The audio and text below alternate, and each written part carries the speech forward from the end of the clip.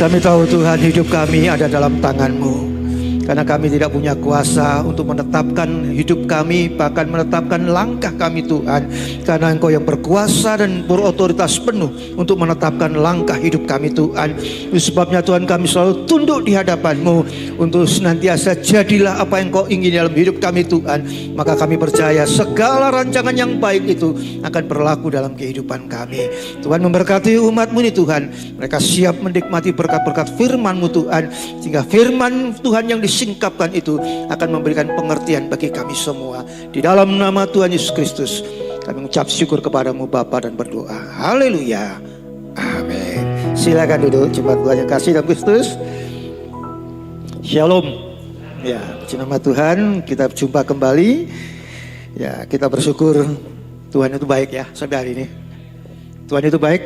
Ya, bahkan saya bisa katakan Tuhan sangat baik. Ya, karena tidak ada satupun dalam kehidupan kita ini tanpa Tuhan terlibat di dalamnya. Ya, seperti Paulus katakan dalam Roma 8:28 itu, Allah turut bekerja dalam segala sesuatu. Artinya kalau kita percaya, menyerah di hadapan Tuhan, apapun yang kita nggak duga hari ini, apapun yang kita nggak bisa lihat hari ini, kita yakin di dalamnya pasti ada namanya keterlibatan Tuhan. Nah, saya mengawali dengan satu ayat di dalam Matius 4 ayat yang keempat. Firman Tuhan berbicara tentang bahwa tetapi Yesus menjawab, ada tertulis manusia hidup bukan dari roti saja, tetapi dari setiap firman yang keluar dari mulut Allah. Nah, hari ini kita mau bicara tentang sesuatu yang mungkin kita nggak pernah sadari dalam hidup. Ya, ini bicara tentang mata rohani. Ya, saudara kan kita selalu dalam berpikir hidup itu harus yang realistis. Ya, betul. Memang betul, kalau saudara hanya memikirkan sesuatu tentang kehidupan kita yang jasmani. Kalau saya tuliskan di situ, ketika kita menjalani hidup hanya melihat hal jasmani yang dilihat dan dirasakan oleh panca indera kita saja, maka kita sedang kehilangan pengertian dan rencana Allah yang indah di dalam perjalanan hidup kita. Itu sebabnya kita butuh memahami hal-hal yang rohani supaya ia membuka mata rohani kita melihat banyak hal dalam rancangan Tuhan. Memang betul, hidup itu harus realistis, betul. Gak salah itu. Tapi itu bermanfaat, berguna ketika kita hanya fokus terhadap hidup yang sifatnya sementara. Yang sifatnya jasmani. Maka ketika kita menjalani hidup hanya fokus kepada hal itu, saudara gak akan temukan di belakang semua yang kita sebut dengan realistis dalam hidup itu. Realita dalam hidup itu, ada rancangan Allah di belakangnya. Satu kali ada jemaat yang datang ke saya, anak muda ini. Pada waktu itu dia masih muda, suami istri baru menikah, dia kerja di sebuah perusahaan ya keluarga. Ya, ketika dia kerja, dia mendapatkan sesuatu di dalam kehidupannya itu tidak seperti yang diharapkan. Ya, ketika itu sudah mulai kolaps perusahaannya, ya sebetulnya harusnya dia dijanjikan akan dibeliin rumah katanya. Tapi dia nggak dapat itu. Ketika dia sudah perusahaan mulai tutup, dijanjikan dapat pesangon sekian lipat, dia nggak dapat itu. Akhirnya dia putus asa. Gimana ya? Saya sudah ambil rumah ini, rencana sudah mau pindah di tempat itu, tapi gimana kelanjutannya? Dia seperti nggak ada pengharapan. Tapi saudaraku juga kasih dalam Kristus. Kadang-kala secara realita kita melihat itu loh kejadian nyatanya. Dia nggak punya uang. Dia harus jalani hidup keluarga yang baru. Dia harus pindah rumah yang baru belum berapa lama, berapa bulan dia cicil memulai. Dia nggak punya harapan di belakang karena dia nggak ada kerjaan. Tempat kerjanya, tempat penghasilan selama ini tutup saat itu. Saudaraku, kalau kita bicara dengan mata jasmani, panca indera kita ini, maka saudara akan melihat sebuah realita melemahkan atau menguatkan itu. Melemahkan. Tapi saudaraku, ketika dia datang, saya ingin buka sesuatu yang dia nggak lihat selama ini dalam hidupnya, bahwa ada yang namanya mata rohani. Yang bisa melihat di belakang semua yang kita lihat secara realita dalam hidup. Mata rohani ini menuntun kita melihat perancangan Allah di belakang semuanya itu. Itu sebabnya ketika dia bicara saya katakan tetap kuat. Kamu tahu, setiap keadaan, setiap situasi yang kita lihat dengan mata jasmani kita, itu ada rancangan Allah di belakangnya. Dan ketika dia menjalani, oh ya Bapak Gembala, saya doakan, saudara tahu, sekarang dia jadi apa? Justru sekarang dia jadi pengusaha, saudara. Dan saudara pengusahanya bidang apa? Bidang yang sama ketika dia kerja kepada seorang pengusaha juga ini. Artinya dia melanjutkan ketika tutup semua jaringan-jaringan usaha itu yang dulu sudah memutuskan hubungan dengan pimpinannya, sekarang beralih ke dia semua. Jadi saudara bisa bayangkan, ketika saya berkata kepada dia, sekarang apa kamu rasakan setelah ini berjalan 5 tahun, 10 tahun berjalan? Iya ya betul Pak Pengelola, seandainya saya dulu putus asa, lalu saya cari yang lain, saya sudah menyerah, saya menangis, saya nggak tahu harus buat apa. Mungkin saya nggak akan melihat sesuatu yang realitanya seperti itu. Rupanya ada rancangan Allah di belakangnya. Nah ini saudara kita mau pelajari hari ini. Ini adalah masa kebangkitan Tuhan, itu masih ada masa 40 hari itu perjalanan Tuhan ya. Ketika Tuhan bangkit, lalu 40 hari dia berkeliling, memperkenalkan dirinya, memberikan kesaksian bahwa dia bangkit, dia hidup. Lalu nanti di hari ke-50 ada hari yang namanya Pentakosta, pencurahan Roh Kudus ya, setelah kenaikan nanti hari 40. Nah masa 40 hari ini, Tuhan sedang melakukan hal seperti itu. Tuhan sedang melakukan kepada murid-muridnya untuk mereka harus melihat setiap perjalanan hidup mereka yang penuh sengsara, melihat harapannya Tuhan itu katanya pemimpin akan membebaskan Israel dari penjajahan Roma. Mana sekarang dia mati. Dia sudah tidak ada lagi bersama kita. Nah ini yang Tuhan mau bangkitkan kepada mereka selama 40 hari itu. Ya, salah satunya yang kita mau angkat hari ini adalah seorang yang bernama Kleopas dan temannya. Kan dia mengalami hal yang sama kan. Realitanya melihat Yesus mati.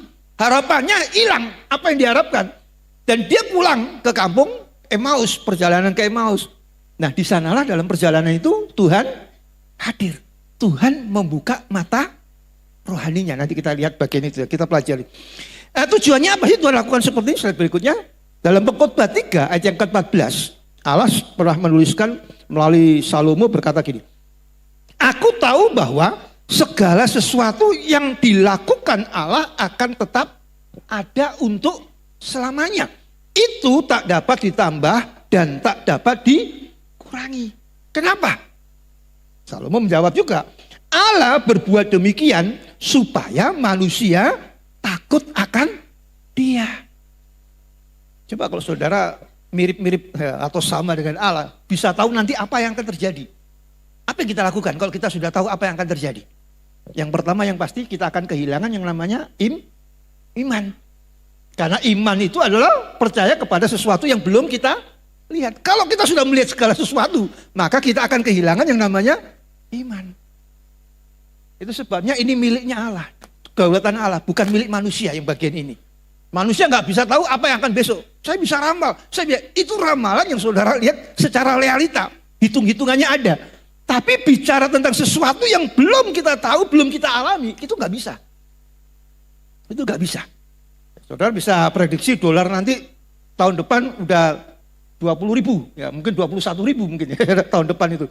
Atau mungkin saudara harga minyak sekarang sudah mulai Indonesia nggak naik, tapi nanti tahun depan itu bisa naik. Bukan lagi 19.000 kayak sekarang, bisa jadi 25.000, mendekati model-model luar. Ya mungkin itu prediksi yang kita bisa ukur. Karena lihat hitung-hitungannya ada dalam interval sekian berapa kali nanti akan mengalami. Trennya kayak apa. Tapi bicara tentang sesuatu yang real terjadi, yang menyangkut kehidupan kita, itu hanya Tuhan yang punya kedaulatan. Bukan kita. Nah, itu sebabnya terkadang kita hanya melihat fakta dengan mata kita, tetapi belum memiliki pengertian terhadap fakta itu. Jadi, dari jauh lah kita lihat di tengah jalan ada orang berantem. Ya seorang laki-laki pukulin seorang wanita. Kita lihat, oh tega amat itu, jahat sekali si pria. Rupanya ibu itu kalau kita dengari dengan fakta, ketika dekati kita tahu penjelasannya, oh sedang melakukan sebuah kejahatan besar. Dia mungkin maaf kata melukai anaknya atau berbuat yang tidak baik kepada anak dari bapaknya sehingga dia secara refleks memukul. Sehingga fakta itu baru kita bisa lihat ketika kita sudah mendapatkan pengertian yang jelas. Nah, itu bicara tentang firman aja seperti itu. Kita mau masuk kepada peristiwanya dari Kleopas ini. Dalam Lukas, slide berikutnya. Lukas 24 ayat yang ke-13, 14 dan 15 ya.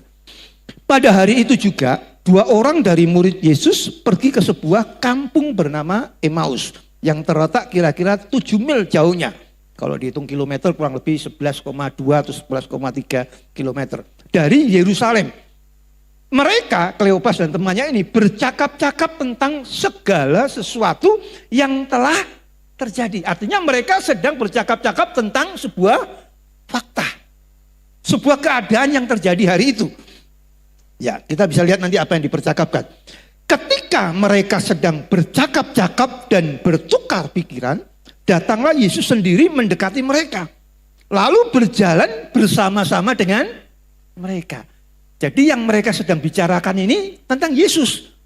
Tapi pada saat perjalanan mereka, Yesus hadir di antara mereka. Jadi ada 3 orang itu sedang jalan menuju Emmaus. Perhatikan ayat yang ke-24. Ayat yang ke-16. Pasal 24 ayat 16. Tetapi, ayo kita baca sama-sama. Tetapi ada sesuatu yang menghalangi mata mereka. Sehingga mereka tidak dapat mengenal dia yang ngobrol sama dia. Mereka bicarain Yesus, bercakap-cakap tentang Yesus, Yesusnya ada di samping, tapi mereka nggak tahu yang sedang dia bicara itu ada di samping dia, sedang berjalan bersama dengan dia. Tadi kenapa? Ada sesuatu yang menghalangi mata mereka. Mata ini di sini dipahami dalam bahasa Yunani itu memang mata ini yang kita gunakan untuk melihat ini, mata ini. Jadi ada yang menghalangi mata jasmani kita ini, mata yang kita untuk lihat seperti itu. Sehingga mereka tidak bisa melihat. Yang mana yang nggak bisa melihat? Mata jasmani ini nggak bisa lihat. Kenapa? Karena ada mata rohani yang tertutup.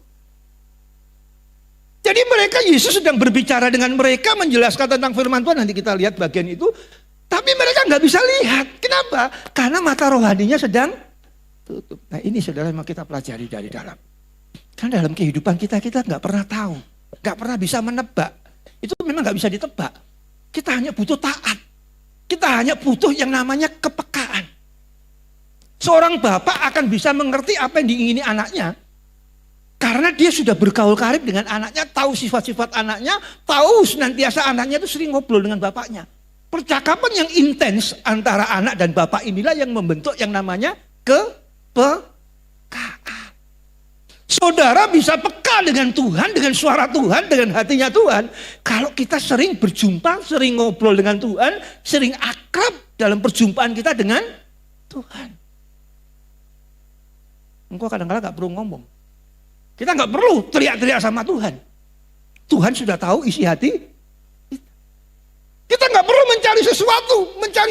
Kita harus ke sana, ke bukit mana, kita harus berdoa, berkumpul apa, mencari kehendak Tuhan. Gak perlu kadang-kadang. Kenapa? Karena kita sudah punya kedekatan dengan Tuhan. Maka kepekaan itu akan sudah muncul dalam diri kita. Ini yang hilang di dalam kehidupan Kleopas dan temannya. Kenapa? Nah, kalau saudara baca di dalam ayat yang ke-20 berapa itu, 22 atau 23, 21 di sana. Baru rupanya pengharapan mereka ini yang membuat mata rohaninya tertutup. Karena mereka bicara, dahulu kita harapkan dia akan jadi pemimpin yang membebaskan kita. Nah itulah kekecewaan, itulah yang membuat mata rohaninya tertutup. Sehingga mata jasmaninya pun gak bisa lihat kalau itu di sampingnya adalah Yesus. Kadang-kadang kan dalam hidup kita juga gitu kan. Kita gak pernah tahu. Kenapa Tuhan kok saya seperti ini? Kayak cuma anak muda ini. Kenapa saya kok harus pergi, berhenti kerja, gak dapat pesangon, janji-janjinya semua omong kosong. Kenapa? Saudara, seharusnya dalam hidup ini nggak boleh kita bertanya kayak gitu ketika kita menghadapi sebuah tantangan hidup. Mengapa Tuhan aku harus seperti ini? Kayak Elia kan, mengapa Tuhan aku harus seperti ini? Mengapa harus kejadiannya seperti ini? Saudara, jangan katakan itu. Kalau kita dekat dengan Tuhan, pertanyaannya bukan mengapa. Pertanyaannya adalah untuk apa semua ini terjadi? Artinya kita sedang bertanya, apa Tuhan rencanamu dalam hidup? Kalau saudara bertanya, itu artinya saudara dan kita sedang menyalahkan Tuhan seolah-olah dia yang buat semuanya ini terjadi. Kadang-kadang kan kita seperti itu. Sedikit tadi kesaksian dengan Pak Gembala.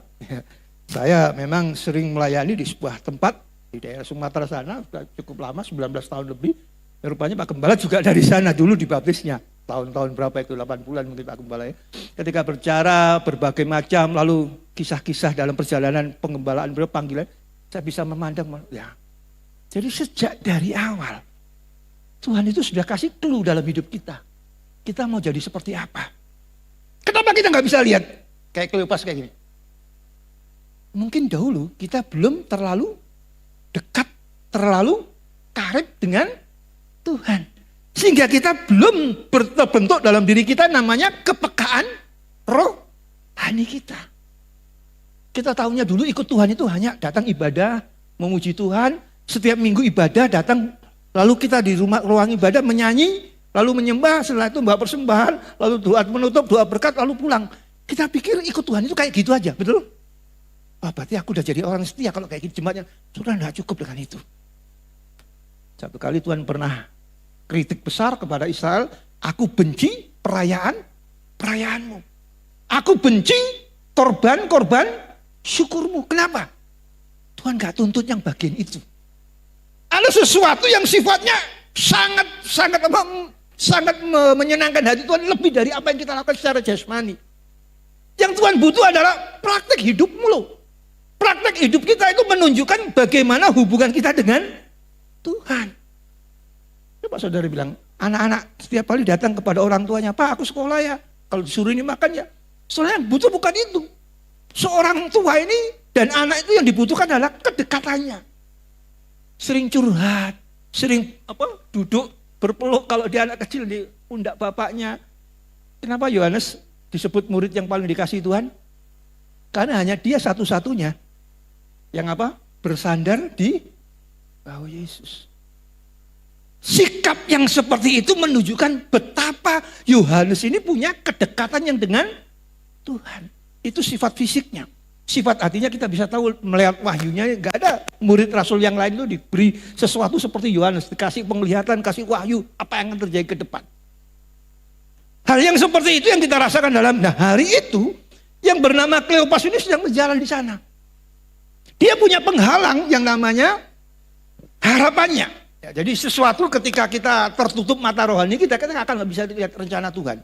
Di belakang semua yang terjadi dalam hidup. Makanya saya selalu percaya bahwa sesuatu apapun yang terjadi hari ini yang saya lihat, sesuatu apapun yang jadi ini yang kita alami dalam hidup. Saudara harus percaya bahwa semuanya itu sudah ada dalam desainnya Tuhan. Kadang-kala kita tidak mampu memahami, kok ini jelek? Apakah Tuhan merancang sesuatu yang jelek? Enggak. Di belakang hal yang tidak enak pun dalam hidup, selalu ada yang namanya rancangan Tuhan yang baik buat kita. Karena Tuhan gak pernah merancangkan hal yang buruk. Coba kita baca satu ayat, slide berikutnya. Dalam Kejadian 50 ayat 20. Ini sesuatu yang jelek yang dialami faktanya. Tapi di belakang sesuatu yang jelek itu rupanya ada rancangan Tuhan menjadikan kebaikannya. Yusuf ini ya. Memang kamu telah mereka-rekakan yang jahat. Jadi Yusuf itu sejak mimpi usia 17 tahun sampai usia 30 tahun diangkat jadi mangku bumi. Itu ada jeda waktu 13 tahun. Dan 13 tahun itu bukan waktu yang baik. Faktanya enggak baik yang dialami Yusuf. Di penjara, di fitnah, berbagai macam apapun terjadi di sana 13 tahun ini.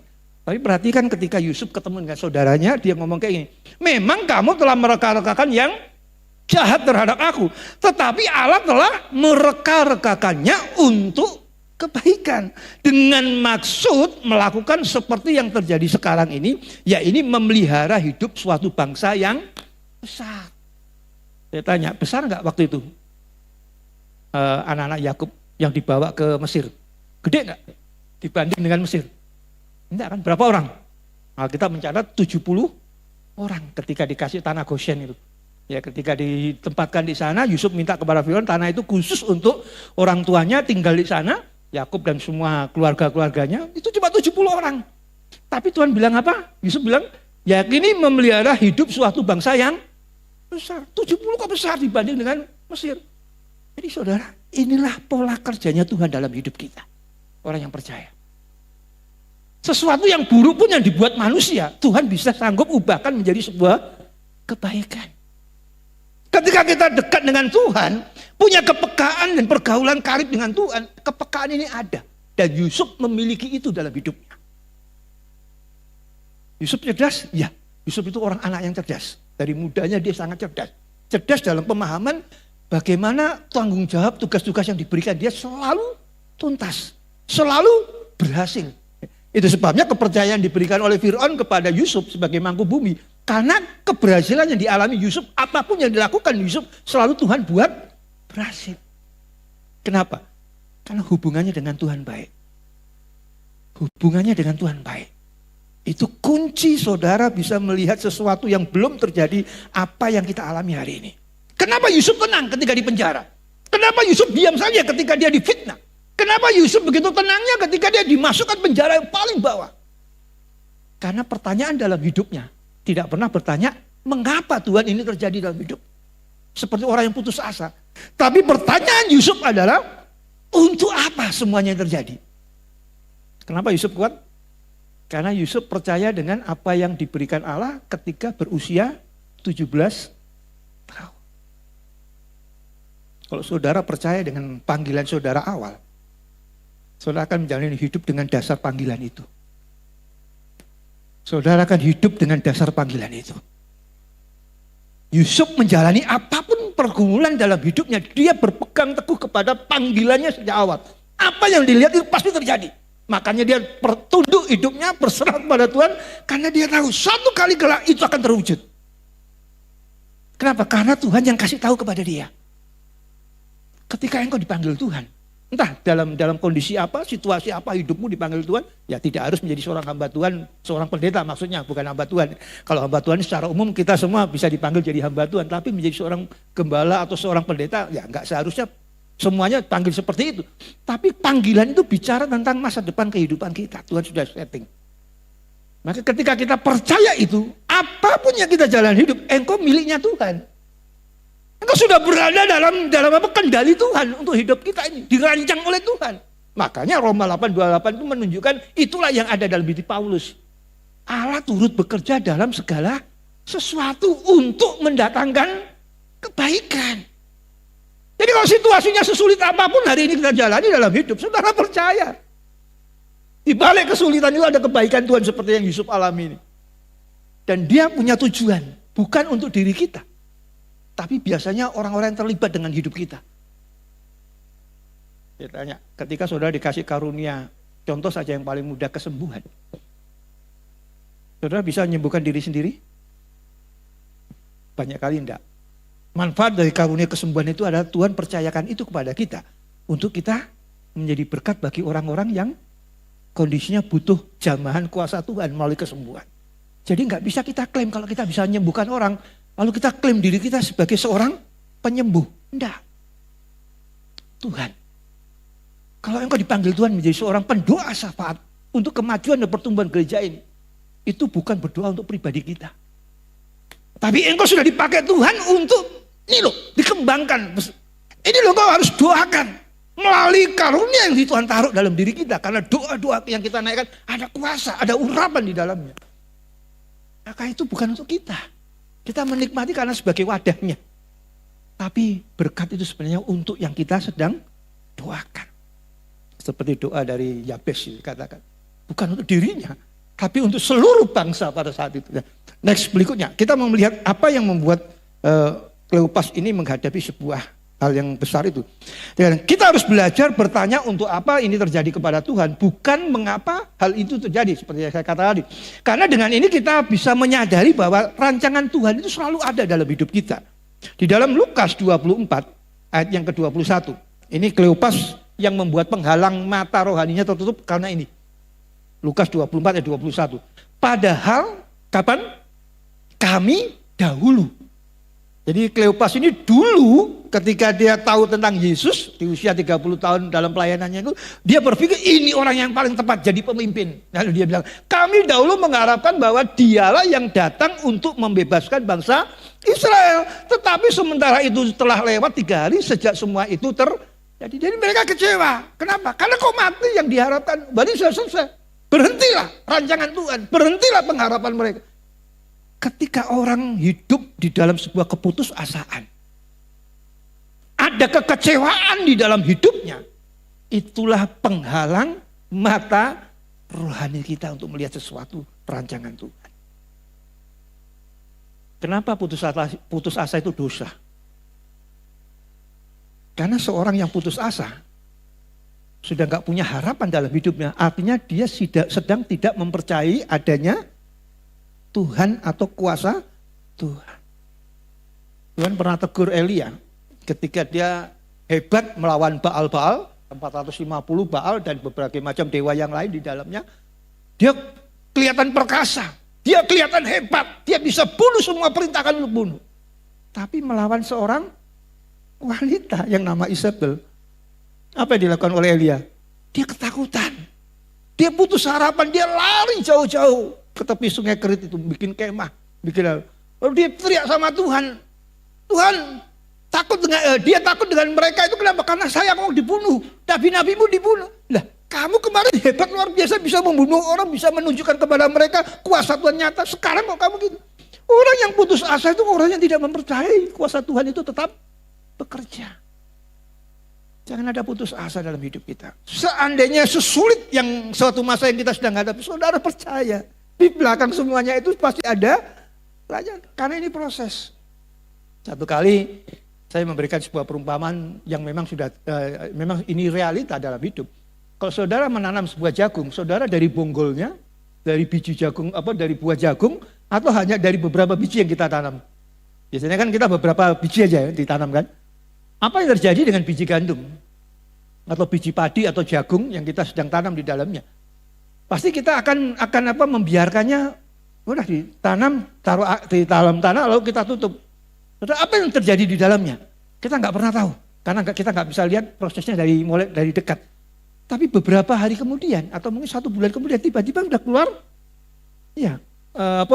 batang dari jagung itu, ya, tunasnya lalu tumbuh-tumbuh, lalu beberapa bulan 4-5 bulan kemudian, keluar jagungnya. Yang keluar 1 atau 2 atau 3 atau berapa banyak? Lebih dari apa yang kita tanam. Kadang-kadang dalam hidup itu seperti itu, saudara. Kita nggak pernah tahu, nggak pernah mempertanyakan prosesnya. Kita hanya tahu hasilnya. Itu sebabnya saudara harus percaya. Kalau Alkitab menjamin semua hasilnya baik, maka saudara juga harus percaya semua prosesnya juga pasti dalam kebaikan walaupun tidak enak.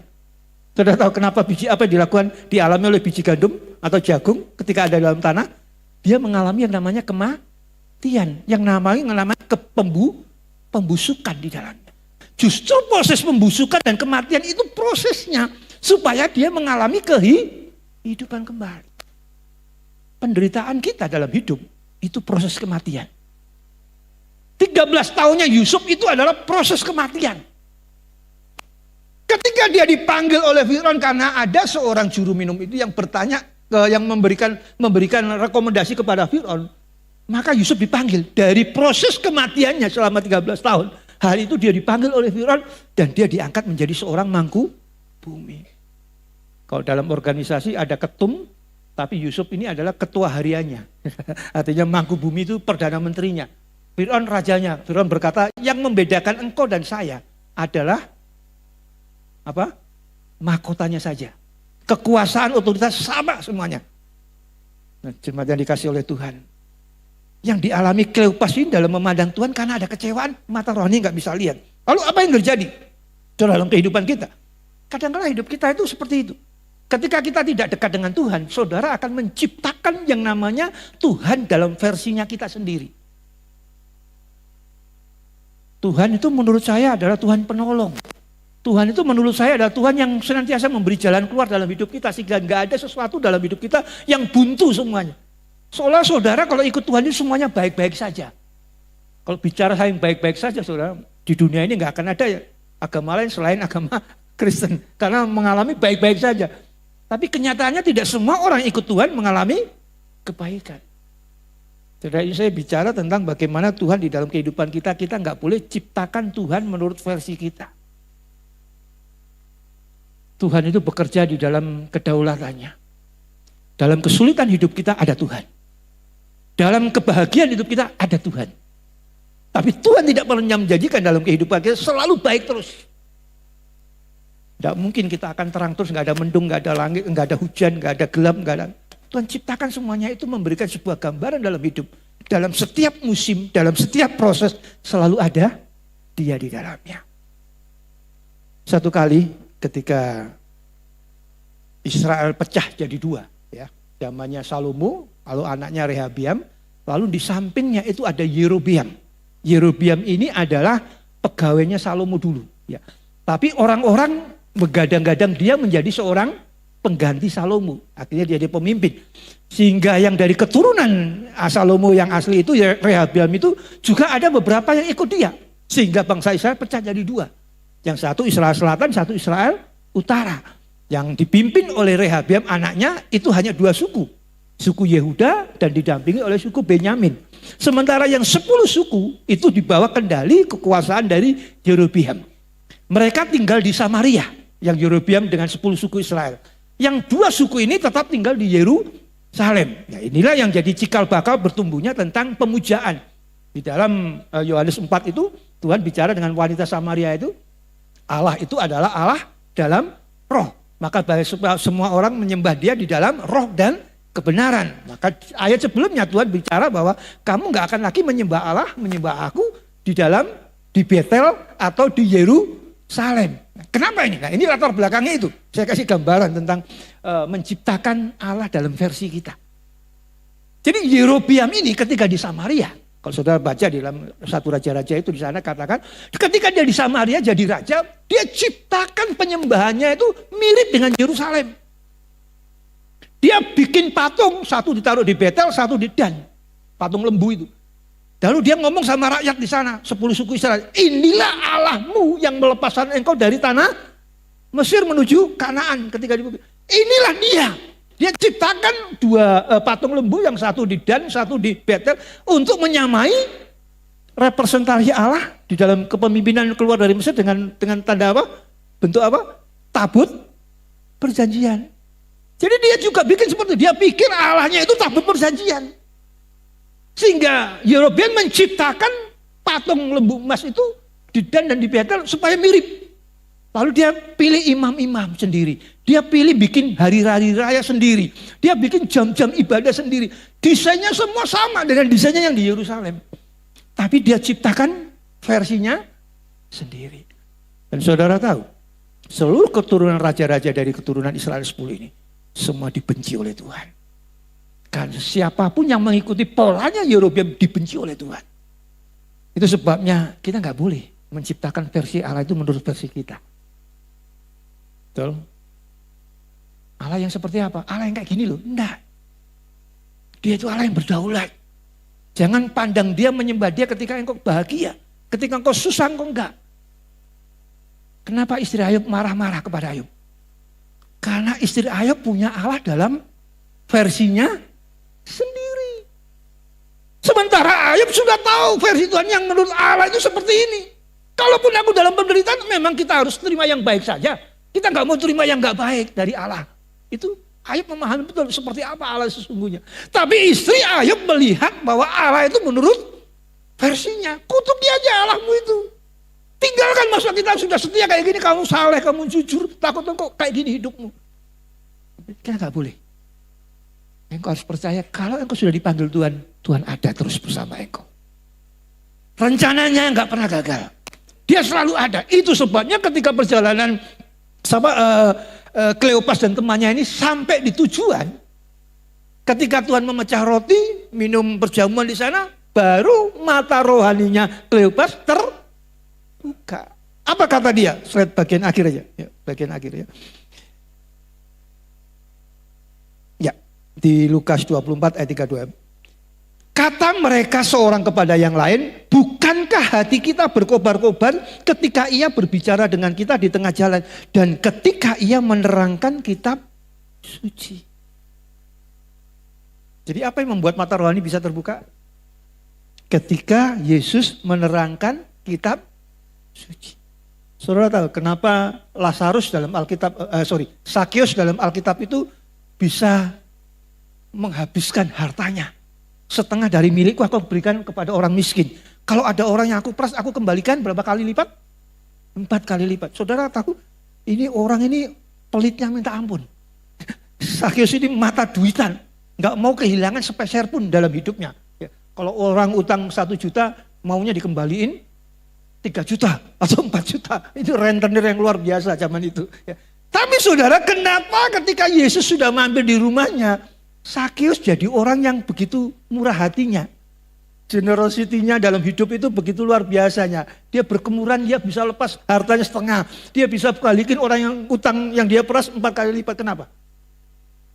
Karena Tuhan di rumah Sakeus membukakan kebenaran firman, menyingkapkan firman, menerangkan kitab suci dalam hidupnya. Sehingga Sakeus hatinya terbuka.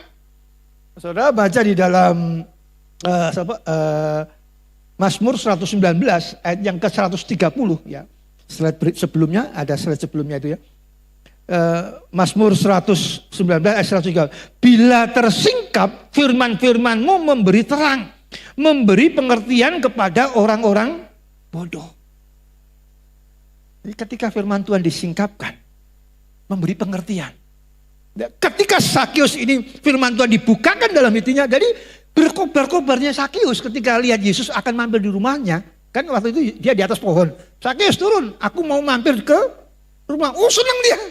Saudara, berkobar-kobarnya dia itu bukan sekedar berkobar-kobar kayak kita dapat lotre. Kalau kita dapat undian lalu kita senang, enggak kayak gitu. Berkobar-kobarnya Sakius ketika dia berani membagi-bagikan uang. Karena sentuhannya sama dengan ketika Tuhan sentuh Kleopas dan temannya. Karena ada firman yang dibukakan dalam hidupnya, rahasianya. Maka mata rohaninya terbuka, dia bisa melihat. Semua yang aku miliki Tuhan punya. Perhatiannya seperti ini, ya bagi. Tidak pernah orang membagi itu kekurangan. Ya dalam Mazmur katakan seperti itu. Jadi Kleopas ini merasa berkobar-kobar itu karena dia mendapatkan penjelasan pembukaan rahasia firman Tuhan dalam hidupnya. Ayat penutup. Ketika mereka melihat bagian akhir, ketika mereka melihat Tuhan membuka, dia tahu itu Yesus. Apa yang terjadi setelah itu Kleopas dan temannya? Hari itu juga dia berdiri langsung kembali ke Yerusalem. Yerusalem itu adalah pusat ibadah.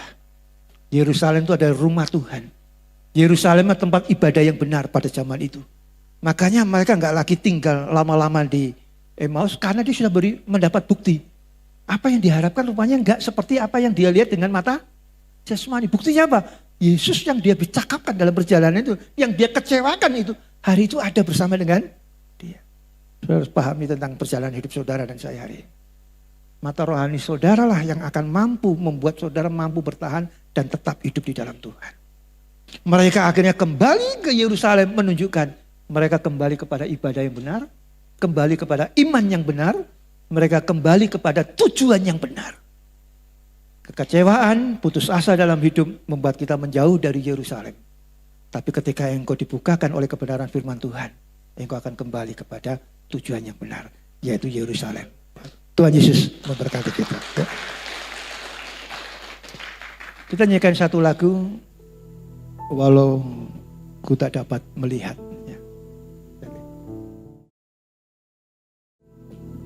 Walau ku tak dapat melihat segala rencana-Mu Tuhan. Walau ku tak dapat melihat semua rencana-Mu Tuhan. Saya ajak bangkit berdiri sebagai namun hatiku tetap memandang padamu. Kau tuntun langkahku. Itu yang kami imani kepada-Mu Tuhan. Aku tak dapat berharap dalam hidupku, namun hatiku tetap memandang padamu. Kau ada untuk. Sekali lagi kita pujikan, walau ku tak dapat melihat. Kami tak dapat melihat hari ini Tuhan. Segala rancangan-Mu yang baik dalam hidup kami. Tapi kami percaya kepada-Mu. Tuhan, namun hatiku tetap memandang padamu. Kau tuntun langkahku. Walau ku tak dapat berharap, walau ku tak dapat berharap atas kenyataan ini Tuhan, atas kenyataan hidupku, namun hatiku tetap memandang padamu. Kau ada untukku. Pujian ini menggambarkan situasi yang sedang dialami oleh Sang Penciptanya. Hal ini yang dialami oleh Kleopas dan temannya. Mungkin hal ini juga yang dialami oleh Sakeus dalam kehidupannya yang terlihat glamor dan luar biasa. Tapi tetap mata rohani mereka tidak pernah melihat sesuatu yang sedang Tuhan rancangkan penuh kebaikan di dalam hidup. Mungkin hari-hari ini hal ini juga yang kau alami dalam hidupmu. Engkau melihat kenyataan dengan mata jasmanimu. Engkau melihat realita kehidupan yang kau jalani dengan mata jasmanimu. Engkau mungkin bertanya hari-hari ini dalam hatimu, mengapa Tuhan ini terjadi? Tapi firman Tuhan hari ini meneguhkan kepadamu, kepada kita, bahwa ada rancangan Tuhan yang besar, yang penuh dengan kebaikan dalam hidup kita. Dia tidak pernah beranjak, bersama-sama berjalan dalam kehidupan kita, untuk membukakan mata rohani kita, untuk melihat bahwa rancangan Tuhan itu baik. Rancangan yang mendatangkan damai sejahtera dalam hidup kita. Jangan pernah tertipu oleh realita dalam hidupmu. Jangan pernah tertipu oleh mata jasmani kita. Kita belajar juga membangun kepekaan hidup kita dengan mata rohani kita untuk melihat apa di balik semuanya itu yang sedang terjadi. Dunia hari-hari ini sedang memperlihatkan keadaan secara lihatnya mata rohani, mata jasmani. Tetapi engkau harus memandang dengan mata rohani rancangan Tuhan di balik semuanya ini. Ada banyak kebaikan yang Tuhan sedang kerjakan. Seperti dia kerjakan di dalam pribadi Yusuf. Ketika Tuhan angkat Sakeus, ketika Tuhan pulihkan, maka kita melihat betapa besar kebaikan Tuhan. Biar kebenaran firman Tuhan ini menjadi berkat yang permanen dalam hidupmu. Bermanfaat, menjadi berkat dalam keluarga, rumah tangga, usaha dan pekerjaanmu. Kiranya ini menjadi berkat bagi engkau. Hamba-Mu berdoa Tuhan, dalam nama Tuhan Yesus Kristus, berkati umat-Mu ini. Haleluya. Amin. Tuhan Yesus memberkati.